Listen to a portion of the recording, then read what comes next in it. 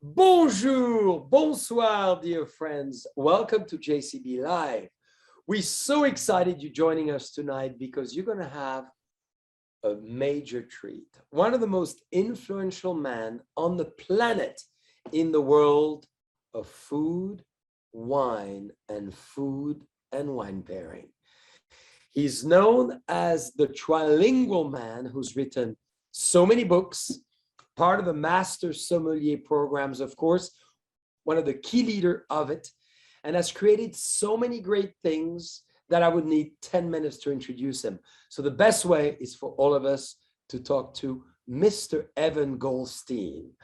And we will talk about his new creation, Capstone, for the Wine Institute and the World of Wine, which is absolutely magical. And of course, Master the World. We'll talk about his 4 books and many more things going on for this world-renowned wine educator and phenomenal personality and a great friend. So, Evan, I hope you're joining me now. Look at that. Woo! And I know there's only a cork that can make you come to the screen right away. Evan, welcome. Thank you, Jean-Charles. I'm not as capable of opening a bottle, sitting down, doing a webinar, talking, and making eye contact. So I'm going to pour myself a glass of the wine that I had pre-opened already. But I will pick up my glass and I will toast you and wish you salut et bonne santé. Un grand merci. So, Evan, how many languages do you speak actually?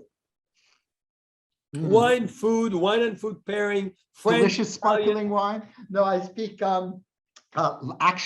actual languages beyond those, and I do speak about food and wine as a language, and your ability to be bilingual if you can speak them both with equal comfort. But I speak English, mezzo.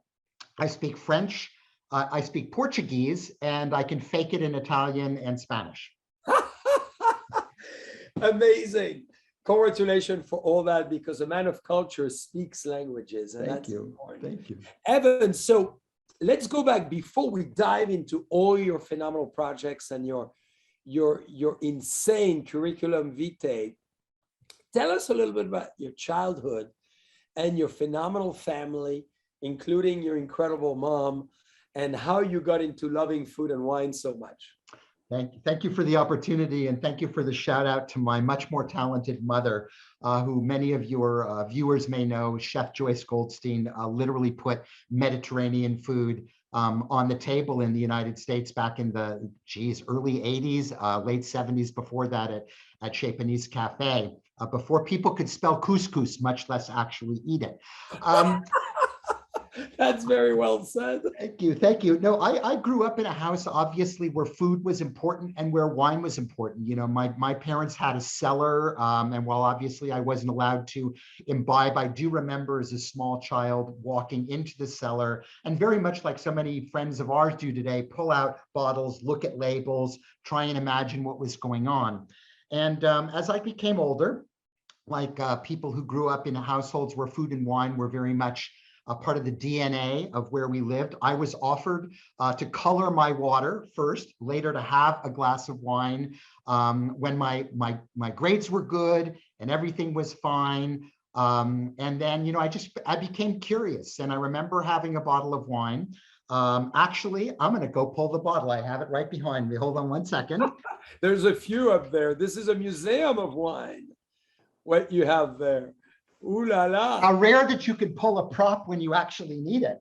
But it was a Thanksgiving dinner when I was probably about maybe 13 years old when this came to the table. But of course. I know most people had their first bottle of Robert Mondavi, red or white. Mine was Richebourg, 1943.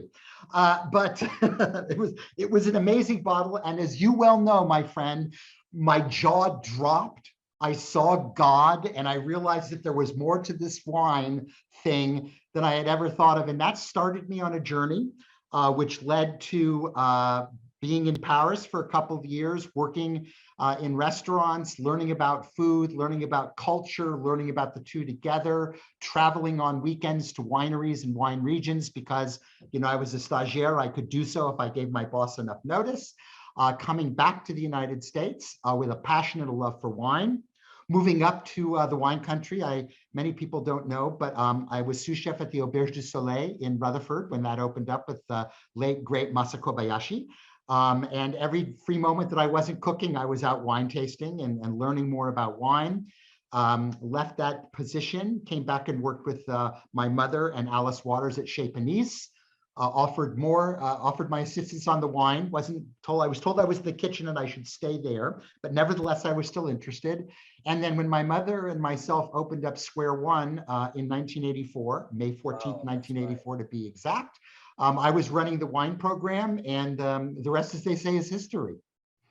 That's unbelievable parcours, as we say. So when you have children, what do you recommend to all our friends, including me, because I have two little ladies of 10 years old, to become to become Evel Goldstein, because that's kind of a dream. And I'm sure your mom, I know she's very, very proud of you. And I'd like you to advise us what to do to become like you, a food lover of not just food and wine, but the culture behind it, the history behind it, the heritage to that level. Yeah, there's a few elements there. And before we get into the wine piece of it, which is very important, Jean-Charles, I think one of the values that my parents put in front of me was that time at table was important. Yeah. And we would have dinner together every night. And when my adult children, I have one who's now clerking for the appellate court down in Shreveport, Louisiana, and one who's in journalism master's program at the University of Missouri. When they were growing up, we always ate dinner at table. And sometimes it would be fast. They would have to do their homework. Sometimes a question as simple as, how was your day, would lead to 3 hours at table. And instilling the value and the importance of family through the prism of wine and food, meal and conversation is a cultural foundation that I think our country, frankly, has lost. And I think that that's the most important thing for me. Helps you through the teenage years when you're able to have conversations and all of that, and helps them appreciate the value and the importance of it there. At that point, when they see you, when they observe you enjoying wine at table with food in a very responsible manner and start to become curious about it in front of you, their parents, that's the time at which you can start by throwing a few drops of red wine into their water and making it rosé, and over time introducing them to a glass of wine with my mother's hard and fast rule. If your grades are good, you can have wine. If your grades are not good, we will talk about it. And then over time, they both have really adapted a flavor for wine. My daughter has passed her Master Sommelier level 1 from a curiosity point. My son has as good a palate as I do, and spent a lot of time down in Argentina, visiting various various almacenes, trying out different wines there, going up to regions like Salta and out into Mendoza. And it's been a great thing. But I do think having the importance of table and wine in the context of your culture and your food and your family, and establishing that value supersedes everything. And then when that's in place, gradually introducing wine as a natural part of the meal, and part of life. Well, on that note, which is very impressive that your children as well have a great palate. So there's a true Evan Goldstein dynasty, from your mother and parents to your children. Where do you see a deeper question here, the evolution of taste in America as an example, as you've really worked with 3 generations, your parents, yourselves, and obviously your children, and you've been a major influencer in so much of it. Where do you see it today, and how do you see it evolving? I see taste in wine. And first of all, it's important to realize today, and you know this so well, is that there's so many alternatives out there for people. Simply getting people excited about wine, much less the range of wines available to them, is something that we really need to work hard at, because they're perfectly happy with, God forbid, a hard seltzer or a ready-to-drink cocktail or a artisan beer or craft spirit or whatever. So trying to get people excited about wine. is important. Understanding wine in the context of other beverages is also important because people are not going to just drink wine. But then slowly but surely, noticing how people are evolving. When I was growing up, there were, wine on the fine wine side, right? Not drinking just, basic red and basic white was really a very simple thing. It was Bordeaux, classified Bordeaux and Burgundy. It was Champagne. It was Barolo. It was California Cabernet, a German Pease Porter here and there, but it was a fairly limited bandwidth of what was available. Today, I think what you find is both in terms of availability. And people forget that, when I opened up Square One Restaurant in 1984, the entire Australian category was Rosemount Diamond Label and Penfolds. South African wines were illegal, right? Yeah. Indian wine, a place in which you dabble, wasn't even thought of yet. South American wines were still in political difficulty. So there was not as much available to us today. Now you have everything out there. And I think what's wonderful for the consumer is the choice that they have, which is daunting for them, but nevertheless, they have the opportunity to drink an Argentinian Malbec one day, a South African Chenin Blanc the next day, and an Indian sparkling wine the day after that, should they choose to want to do so.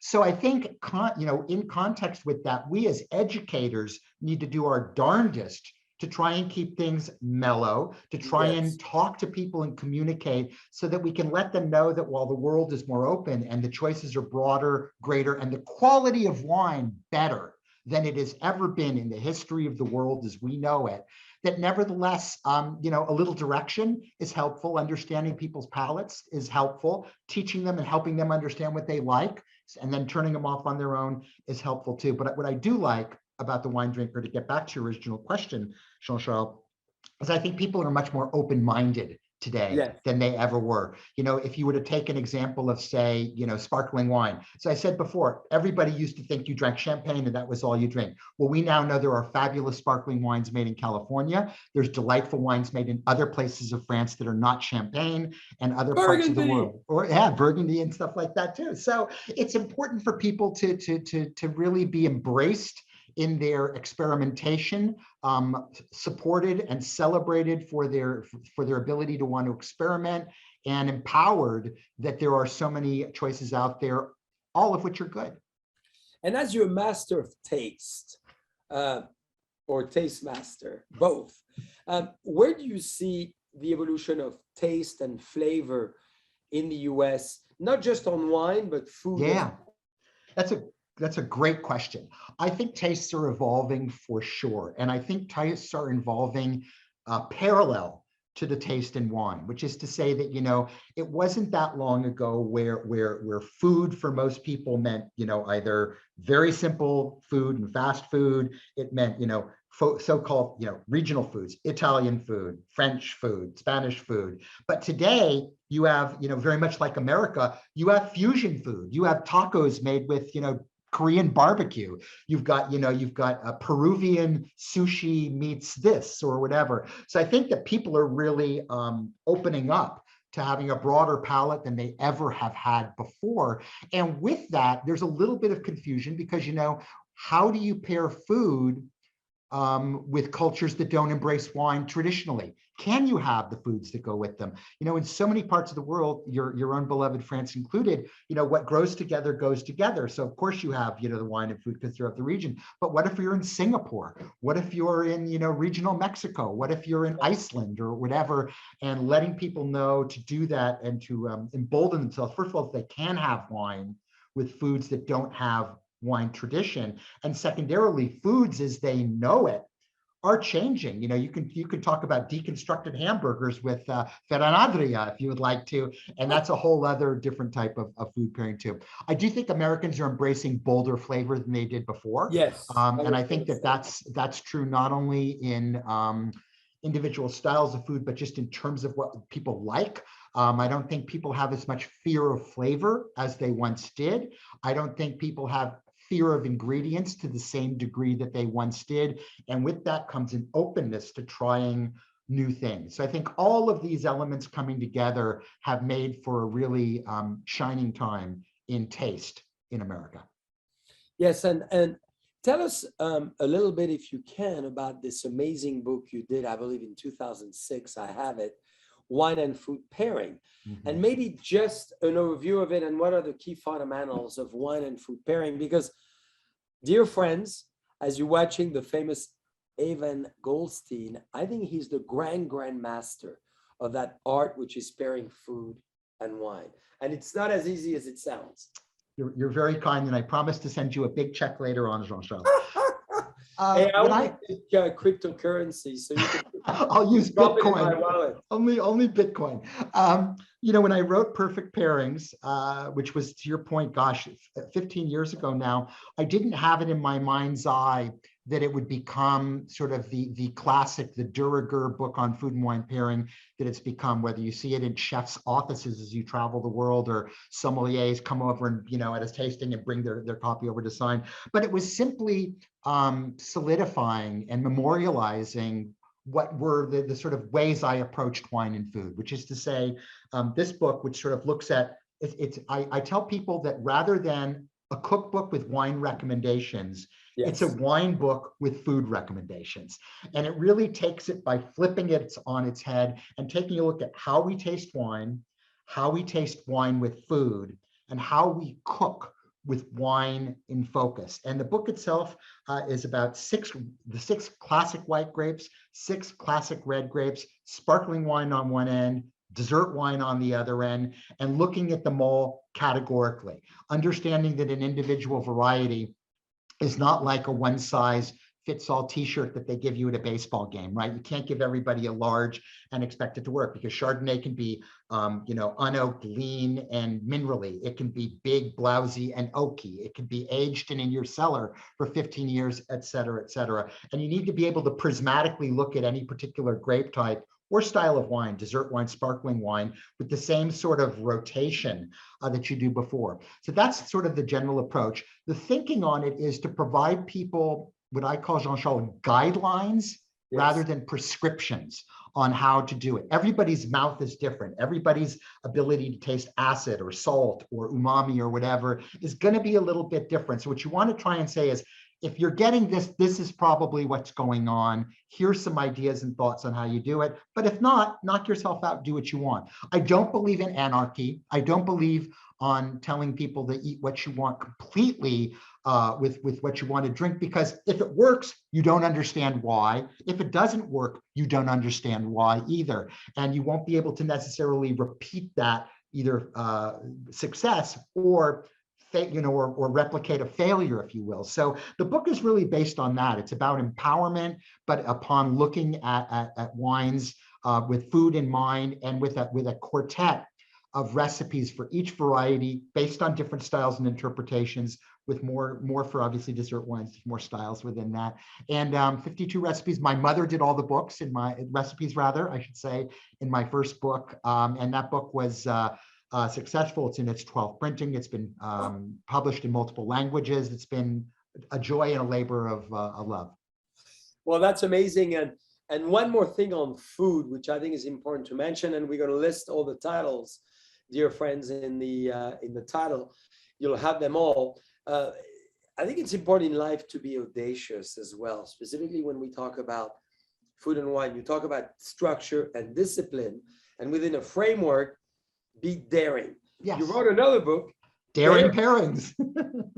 Daring Pairings sort of picks up. I always tell people that, we're also worried in life about going to see a movie, and then when they ask you, is the sequel any good? The sequel was okay.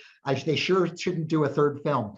With Daring Pairings, my thought was was a little to be daring, but interpret daring in multiple ways. Daring can be looked at in the sense that these are the grape varieties that are, for some people, mainstream. Tempranillo is not a daring varietal if you're in Spain. Nebbiolo is not a daring varietal if you're in Italy. But here in America, they're a little bit more on the fringe, if you will. And then some grapes, Greek grape varieties and things like that, or South American ones, are really out there. So I wanted to explore and have a platform to explore these different varieties, use the same kind of approach and thinking that I established in Perfect Pairings, but branch out there. And then food-wise, bringing in, rather than just one chef whose style you got to be used to with my event, I worked with 36 grapes, with 36 recipes from 36 different chefs to put that book together. And it was a very well received. It is a worthy sequel to its predecessor. Yes, it's amazing. So congratulations. So now you off mastering the world. I love that this really feels like an Austin Power commitment, or one of the latest James Bond that you are. And I have received from you a new collaboration you've done with the Straw company. And dear friends, look at this beautiful, gorgeous achievement. And as you open it, and obviously, Evan, you're going to tell us all about it. Dear friends, you're going to discover an amazing range of wines. And I took 3 out because I had them cooling down, because those are whites and reds. So you could see this beautiful package that you could receive at home. And so, Evan, tell us all about it, because this is brilliant. I'm in love with it. Master the world. Thank you.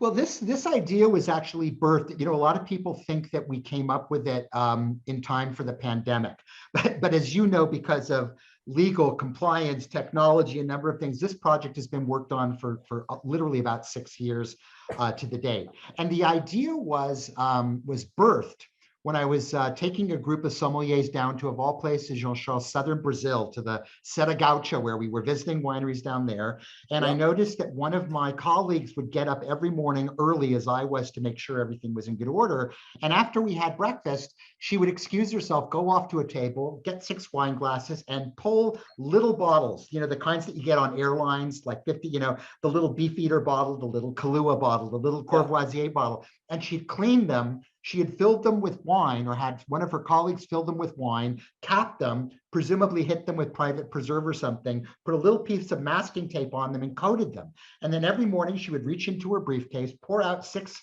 glasses of wine, put a timer out, give herself 25 minutes, and then text a friend up in New York to see how she did.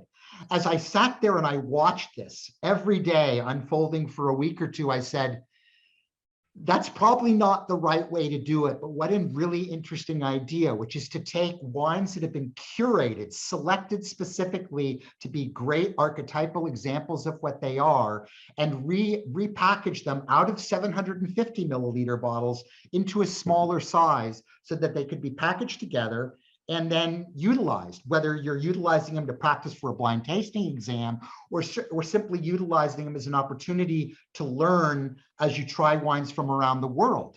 So that was piece one. And the second piece was, I like the idea of blind tasting, because blind tasting to me is the greatest teacher, because if you don't know what the label says, then you're not going to be predisposed to like or dislike something.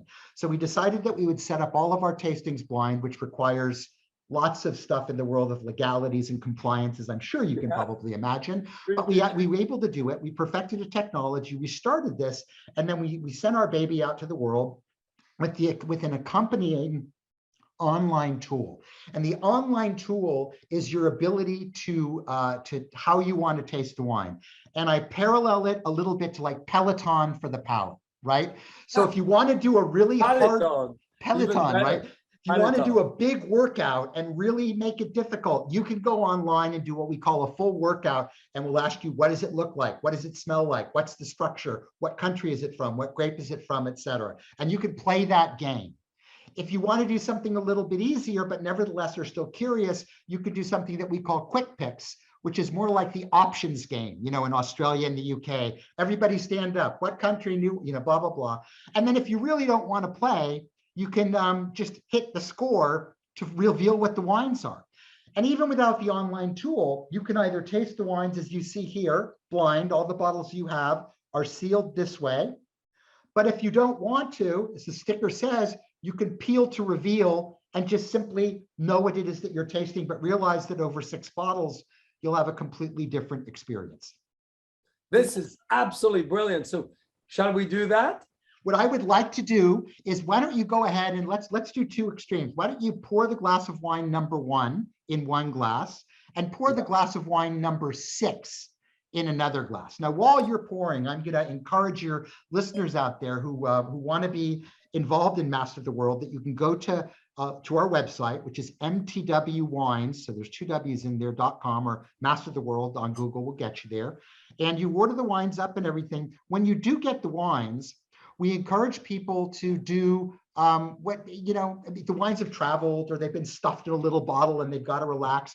Pour them out. So you're going to be under a little bit of a disadvantage, my friend, because normally we encourage people to let the wine sit for about 15 minutes before we try them, to really allow a little bit of aeration to come in, for them to be able to jump out of the box. I equate the wines. You'll remember this. You're a father of small children. When your children are little and they're in the bathtub and you need to distract them, you take these things that look like giant ibuprofen, right? And you drop them in the tub and they turn into like dinosaurs and flowers. They're little sponges, right, that unravel out. And wines need to do that too. So when you pour the wines in the bottle, we say give them 15 minutes to do that, but then go in and to enjoy the wine. So if you've done it, let's go ahead and let's pull out glass of wine one.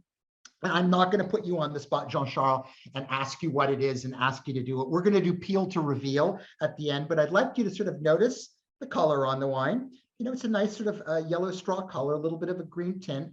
And then what are you smelling? You tell me. You're a wine expert. You know as much as anybody I know. No, what sort of we characters are jumping? You, because you the paramount wine expert. You're the master sommelier one. Okay. Well, what I'm getting here is I'm getting a tart character of fruit. I'm getting some citrus tones. I'm getting some appley sorts of fruits, but more in that sort of green yellow apple thing, slightly underripe.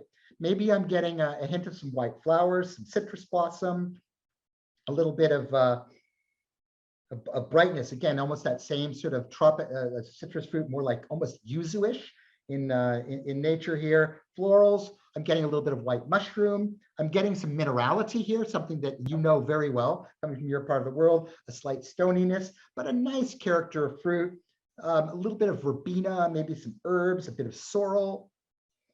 And then in the mouth, the wine's refreshing. It's bright. It has some texture. The body of the wine is probably somewhere in the medium-ish range. It's not super full, but it's not light by any stretch of the imagination. It's got length, and it's just a tear, what I would call sort of chalky or gritty, like if you took some chalk erasers and clapped them and had that kind of in your mouth. And that's sort of its personality to it, all right? So I would ask myself, if I was being a Jedi Knight, then, what grapes does this remind? I would do process of elimination. I would ask myself, what does it remind me of that I've had before? What grapes could I eliminate? I would ask you, is this Viognier? Probably say no. Is this Gewürztraminer? Probably say no. Not aromatic enough, not lifted enough. Is it as neutral as say, maybe a Pinot Grigio? Probably has a little bit more character than that. So you would go through a process of elimination to pick a grape, and then you would ask yourself what countries you would start to associate that grape with, and in what part of the world. If it was in the New World, it might be more modern and with lots of oak and things like that. If it's in the Old World, it might be more traditional, stainless steel, not a lot of muss and fuss on it. And then you ask yourself sort of how old it is, et cetera. Okay, so hold that in mind. Keep that glass on side, and let's check out wine 6 now and do the same thing. Our red. Now, as I look across this wine here, I notice that it's deep in color, deep in intensity. It's got full throttle impact. The color itself is a fairly deep ruby with a deep ruby almost rim. Not a lot of color variation, suggesting to me a younger wine. And in the nose, it's just an explosion of flavors. I'm getting everything from blackberries and black plums, to Earl Grey tea, to licorice, to a kiss of graphite. Yeah, I like the herbs. kiss of graphite. Well said as well. Yes, a lot of stuff going on there, but really turbocharged with ripe fruit, generous ripe fruit character, right? There's definitely oak on this wine, and I'm getting a little bit of the dark chocolate. I'm getting some baking spices here, perhaps a little bit of toast, a kiss of vanillin, all the things that suggest to me some oak and thyme. And what I'm not getting here is a lot of bitterness. I'm not getting a sense of sharpness in this wine. It's a very lush, round mid palate. And in the mouth,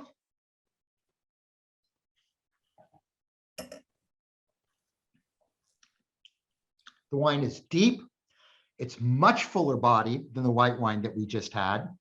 It's smooth and creamy vis-a-vis its tannic structure. Yeah. It's mouth-filling and full-bodied, and it screams to me of a place that has some warmth, that has the ability to ripen that fruit, and that's probably more, especially with that nice, deft kiss of oak on it, probably from the New World, which makes me think the first wine, as I go back to it, is maybe probably more of an old world style, because it's really about purity.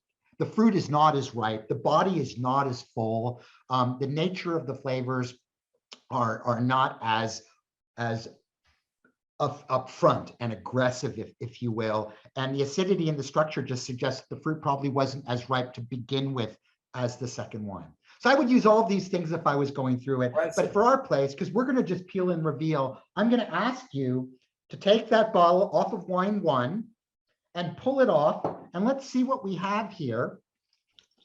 And we can talk about it. And I'm going to rip mine off too, because I haven't done that. As I pull off label here, and I reveal the identity, because the identity is on the back label, right? The front labels are all the same, Jean-Charles. They all say Master of the World, but in this case, for your viewers, we have a Greek wine.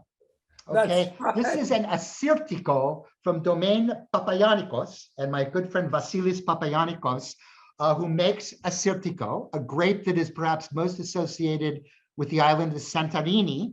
On the mainland, and this area is in Attica, and Attica is not super far away from Athens, as you know well, and it's an area that is known for making, when they do make Assyrtiko, they tend to be warmer, a little blousier, a little bit bigger than what you find on Santorini, which is the very lean mineral style. But because Vasilis wants to emulate that, he picks his fruit a little bit less ripe, so you preserve the acidity, and although the fruit character perhaps has a little bit more orchard fruit than the pure linearity of the citrus fruit you would find in Assyrtiko. Nevertheless, that underlying minerality is still there, comes off of limestone soils.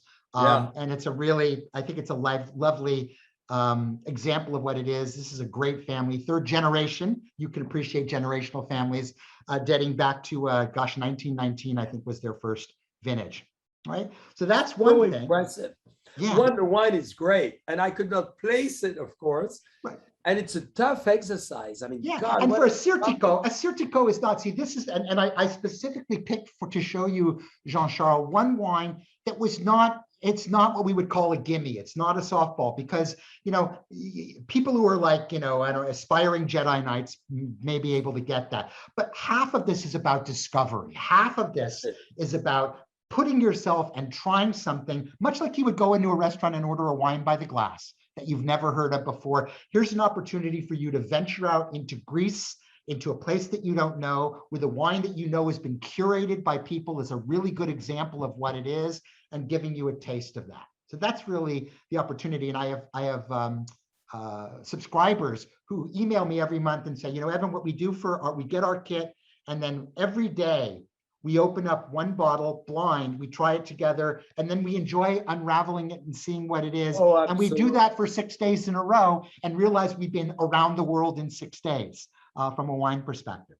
Now, the second one. I know it's a little quicker than going around the world in 80 days. Yes, very much. But I can tell you, I'm sure you do many different kits as well. Yes, absolutely. So and we have by the world. Exactly. So we have kits that we have our monthly kit, which is sort of this trip around the world. We have some thematic kits. Right now, there is a kit that goes around France, and we do 6 different regions in France. There's a kit that focuses on, that we did with Wine and Spirits magazine, that looks at top Pinot Noirs from Oregon and top Pinot Noirs from California. And we have other themes that we do as well too. And then we have the ones that we work with the wineries. Let's peel the last one, wine number 6 now. And let's see what that wine is. Now, admittedly, for you, and you've drank your fair share of California Cabernets and stuff like this wine's going to be much more obvious to you. And this is a Cabernet Sauvignon from Titus Vineyards in the Napa Valley. And for those of you who are not necessarily familiar with Titus, if you're familiar with Chapelet Winery, Philip Titus makes the wines for both his family winery and from this winery too. And if this isn't a classic down the middle of the lane Napa Valley Cabernet, with all of the generosity, with all of the beautiful fruit, with all of the deft use of oak, with all of the smooth tannins. And this wine being at the base of Howell Mountain on the bottom of on the valley floor doesn't necessarily have all of those harder, more aggressive tannins that you would find on Howell Mountain, on Spring Mountain, on Diamond Mountain, and all of that creaminess and smoothness that people love about Napa Valley along with that. So again, 2 anchors, and then you have 4 more wines that you can appreciate at your time. And I'm going to do that with my lovely wife, Gina, who sends the best. Please send her mine as well. Yes, I was just with her before we started our wonderful time together, and she was very jealous, but she's watching. So well, she's got 4 other wines that you guys can explore together, so you can do that same. And you know what is so exciting? And I was wrong on my assessment in my head of the first one. I was maybe a little closer on the second one, because obviously we are right here in Napa, and it has a lot of this, but so fascinating. So that's a new business you've created. Yeah, literally, we opened up, you will appreciate this, Jean-Charles, we opened up our doors for a commercial sale, sort of like, going back to my days as restaurateur, you open up and you do a soft opening, you have your friends come, you have your family come, you don't anticipate being full right away.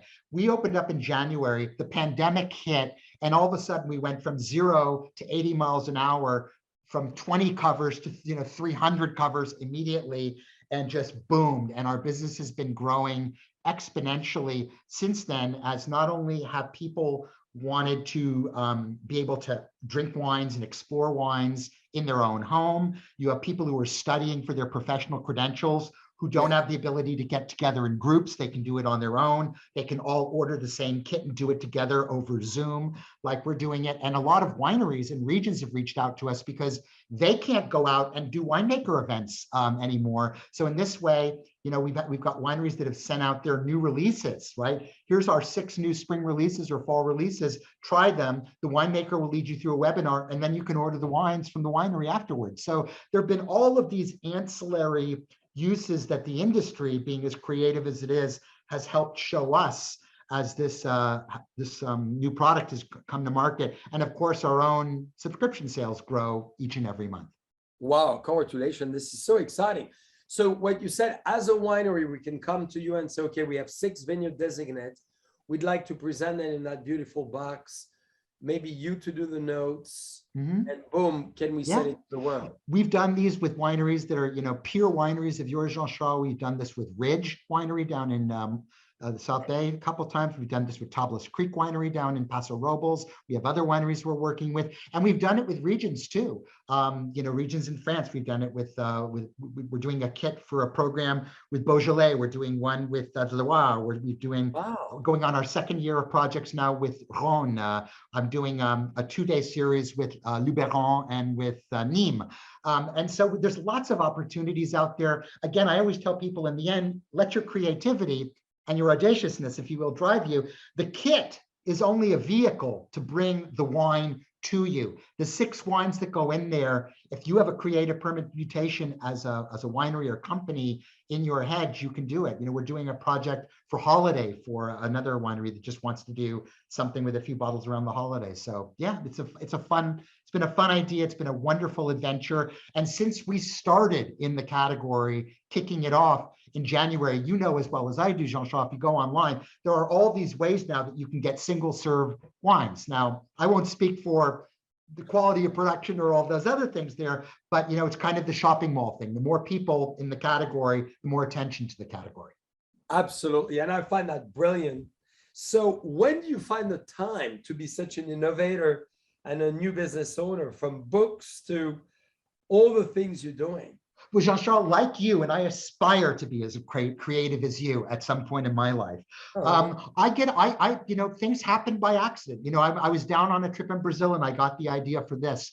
I'm putting a program together and we get the idea that we should go off to a region. So it really happens at times serendipitously. I am blessed with a brilliant business partner in Limang Stroh, who can take all of my ideas and stuff like that and help me make businesses with them, because I'm the wine guy, I always tell people, but I wouldn't necessarily have all of the business acumen and savvy to take ideas and run with them. But great ideas just happen, and you are the king of great ideas. So you're always out there. You're inspired by something you saw. You saw a great idea and realized you could tweak it and do it better, or something like that. And for me, one of the things that drives me is that new stuff. And not to say that when your children become older, you don't love them as much as you did before, but new things that bring new energy are also invigorating, are also inspiring too. So I appreciate the fact that we have so many things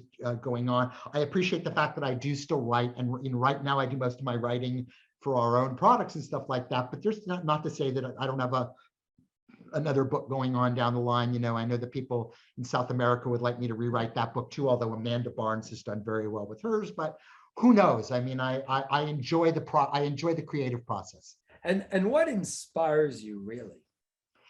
I think that I'm inspired. It's fun. It's a funny thing that you say. Years and years ago, before Full Circle Wine Solutions, before Master of the World, I worked corporate for many, many years. I worked for Allied Domecq. I worked for Beam Wine Estates.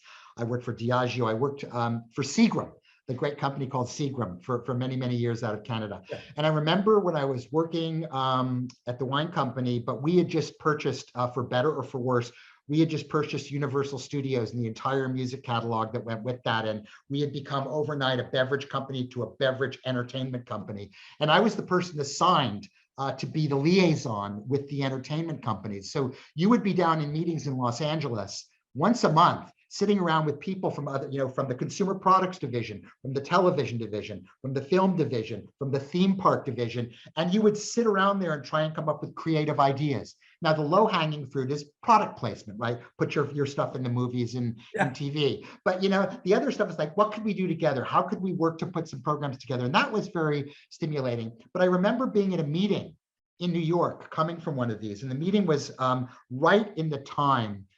If you're a music person, you can remember when things like file sharing, Napster came out, and artists were starting to question the value of record labels and all of that. Like people like Annie DeFranco, brilliant musician.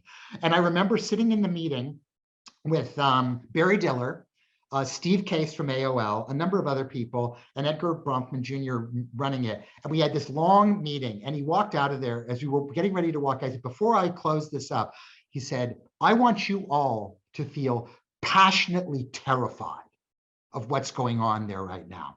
And for years, I have held on to that, because if you don't stop being innovative, if you don't stop being creative, if you rest on your laurels, somebody will whiz by you and win the race. And it won't be you, no matter how good a job you are doing. If you don't passionately come up with new ideas, new approaches, new thinking on it all the time, you're doomed. And you should be terrified that somebody else will do it if you don't. So I live under the mantra of being passionately terrified all the time. I love that. Passionately terrified will be my new line. So talking about this, you certainly never rest, and you certainly never sleep, and you certainly constantly innovate. On that note, I came across a few months ago with Honor Comfort, with this amazing creation that you've done and led with so much success. Would you please tell us about the process and Capstone? Because I think this is exactly what has been needed for so long in the wine world, and now you've created it. Very kind.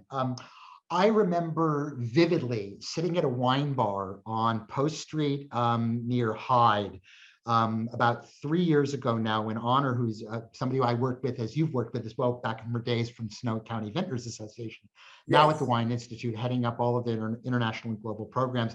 And she said, I want to talk to you about something. And she came out and she basically showed me the straw man in her mind's eye of what would be a leading, and she wanted it to be the leading online platform for education about California wine that existed. And her benchmarks were very high standards. If you look at Wine Australia's site, for example, it's just a tremendous online resource. She goes, we need to do that, and we need to do that exponentially better. And she put the challenge for us. She threw down the gauntlet or the glass, whatever you want to call it, and said, let's do this together, and you guys can do it. You, Li-Meng, your team can do it. And let's put together the best in class, gold standard of what an educational platform complete with study guides, matriculation, courses, examination, rich content, aerial overviews, flyby videos, all these things that we possibly could do so that it became your bona fide one-stop shop for all things California and wine, from learning about our history to exploring cutting-edge appellations to the newest AVA that got popped on the website 60 days ago to whatever, and do so out of here, but be able to have it be important, because we know a lot about our California wines, but outside of California, not as many people do. So whether you're in Canada, whether you're in Tokyo, whether you're in Seoul, Korea,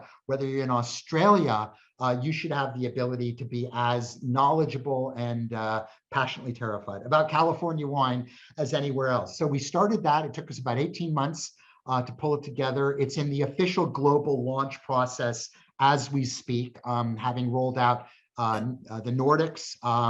We've rolled out Canada, we've rolled out Japan, we're rolling out Korea next month, and then further on, and it's now in multiple languages. It's in German, it's in French, it's in Japanese. It will be in more languages soon.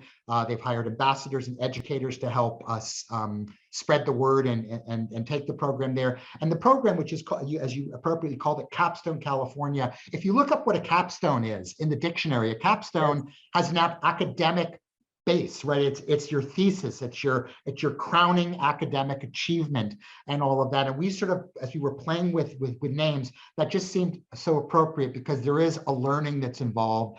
And the capstone is the penultimate in what you're doing. And we felt it was the appropriate title, appropriate moniker for this very rich program, which is still, we've still got, we've rolled out levels 1 and 2. Level 3 is coming online short. Level 4 is in development, and then obviously there's, when we can all travel again, there are the road shows to bring it to life. There's the ongoing updating of the program that constantly has to happen, because as we know, the world of wine is not static; it constantly moves, and you need to move with it. I look forward to the new launches because we've taken the test, and all of us as a company are rolling into it, and we're so excited. Oh, fabulous. I didn't know that. That's so honored. Great. Oh yeah, and we're learning a great deal. I mean, there's so much, and I believe you discover always that as an educator, as you are specifically, the more you read, the more you don't know, and the more you're thirsty to know more. And somehow in the world of wine, we assume we know so much, when in fact, there's so much to discover more. And I agree with you there, Jean-Charles. Now what I tell you is that, and this as a producer, as a farmer, as a family of who comes from agriculture, Mother Nature gives you a different hand every year. The wines in the bottle change. They're not like vodka. They don't remain the same forever. So you can never own it. And then new regions, new techniques, new this, new that. I always tell people that wine to me reminds me of the iceberg. You look at an iceberg on the surface of the water, it's huge, but it's much larger underneath the water than it is on top of the water. And again, using my axiom of being passionately terrified, that's how I feel about wine. You will never know it all. You can never know it all. But if you don't make an effort to educate yourself and stay on top of it, people will run by you, and they'll run by you very quickly. That's very true. Now, what's your next dream, Evan? Oh, well, I guess part of me would like to see the completion, or the approaching of completion of some of these very large projects. I am, smack dab in the middle of Capstone, California, knowing that both in terms of the content development as well as the rollout, we're still very much in an early stage. I would like to see Master the World grow larger, expand into more areas that it is doing right now. I'd like to see it expand internationally, where I think we'll have an opportunity to do that. One of the things that as somebody who operates internationally, when you're dealing with the United States and 50 different countries, forget 50 different states, it's easier to do business in Europe or Asia at times than it is to do business here, right? So we have opportunities there. We're not scaled up enough to do that yet, but I anticipate doing that. I'd like to get, once those things calm down, I've got a book or two idea left in me that I think I'd like to, hit on right now. And then One thing I feel very strongly about, and you were kind enough in your introduction to mention that, God, 33, yeah, well, way too many years later. I am, I passed my MS in 1987, so that makes it 13, way too many years. But I still feel very responsible for giving back to that organization, for helping provide the historical outlook and keeping people grounded to the original mission of the program as we continue to evolve that program, work our way through some kind of choppy waters right now that we've been dealing with for a while, and continuing to educate people who are aspiring to improve their wine education. If anything, honestly, and I'm not saying this to be nice, but I'd love to do more stuff like this. I don't do enough things for consumers. I spend most of my life in the trade, and nothing wrong with that. I love it. When trade people are my friends, they're my family. But I sort of feel like, that's one of the things I've enjoyed about writing books, is that the typical person who picks up your book probably is not in the trade. And I like the way that I've been able to make those connections. That's probably when people say, what do you miss about the restaurant business the most? You miss some of the people you worked with, and you missed your clientele.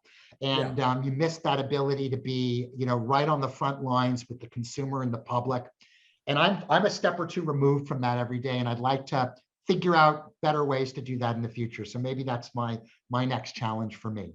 Well, I love it. And you're so good at it that it's going to be very easy for you to be able to go beyond that little mountain. But you have so much to achieve. It feels that you're bubbling with more ideas, more projects, things in your mind that will enlighten all of us. So I'm excited. I am too, because at the end of the day, Jean-Charles, if you stop, it's kind of like the whale, right? The shark. You stop, you die, right? And I think that to keep ourselves challenged and to keep ourselves excited, we have to innovate. We have to be creative. We have to push ourselves into new things there. Maybe not technology. That's probably not my cup of tea. But everything else in the wine field and all that, I have people who can help me with the rest of that. So Evan, tell us how you see JCB 69 having evolved over the last hour.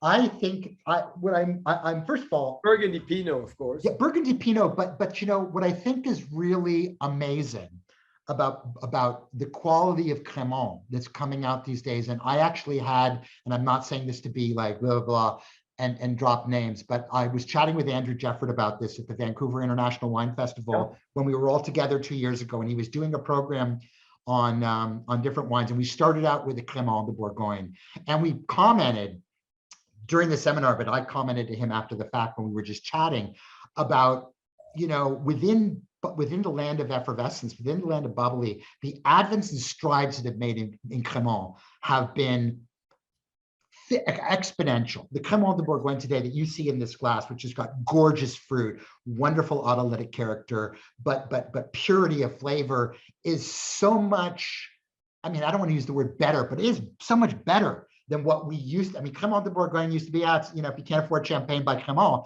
but the wines were not necessarily aspirational. This is as good a sparkling wine as is made anywhere.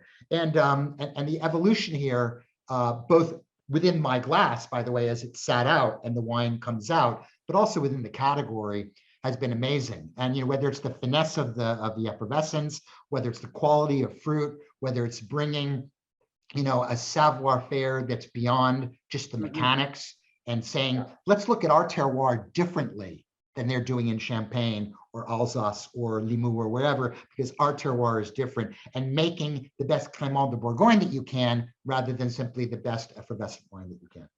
What a description for JCB 69, Evan. Thank you. Well, now comes the time, because we know we've taken an hour of your precious time, the big statement to the world. You have thousands of friends and more, tens and hundreds of thousands of friends that are watching you from all around the world, whether you're in Asia, whether you're in Africa, Europe, Northern America, and more. What's your message to all of us? No pressure, right? No pressure. You are a prophet, Prophet. I think what I would tell to people out there who are truly lovers of wine would be a few things. I would tell them to be experimental and be bold. Try things that you haven't had before. Don't go into any glass with a preconceived notion. Don't go into any vintage with a preconceived notion. Don't go into your wine cellar and pull out a bottle with a preconceived notion, because we know the wines are always going to surprise us more often than not.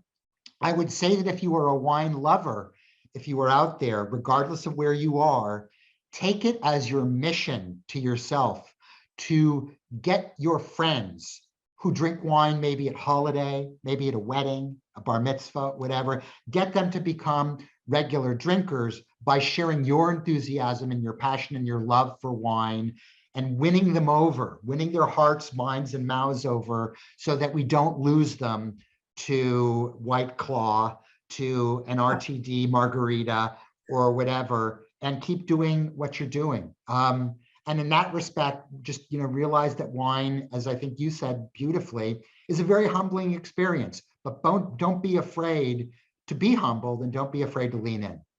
I love it. Ooh la la. I'm going to be part of those advice. And dear friends, we had the master of the world himself, Evan Goldstein. Can we believe we got so fortunate, dear friends, to spend an hour with Evan to learn all about his projects, the Master of the World, the Capstone, his life, his books, his educational platform, all what he does, and so many wise advice as how you learn more about wine and food and pairing and being audacious. I mean, what a great time, Evan. We haven't seen each other in a little while, but we caught up well. We did. We need to, as we were talking off air, we need to get together again soon, share some wine, share some food, reconnect. I know COVID hasn't been generous to any of us in that regard, but seeing you and spending time with you here, Jean-Charles, makes it feel like literally it was only yesterday that we were sitting side by side at table enjoying a great meal. Well, we're going to renew that very soon. And I know you have the recipes in mind. And this time I'll bring a few surprises as well. Only if you let me cook. Absolutely. Dear friends, Evan Goldstein himself. Thank you, Evan, so much. Pleasure is mine. Thank you for having me, Jean-Charles. Santé, santé.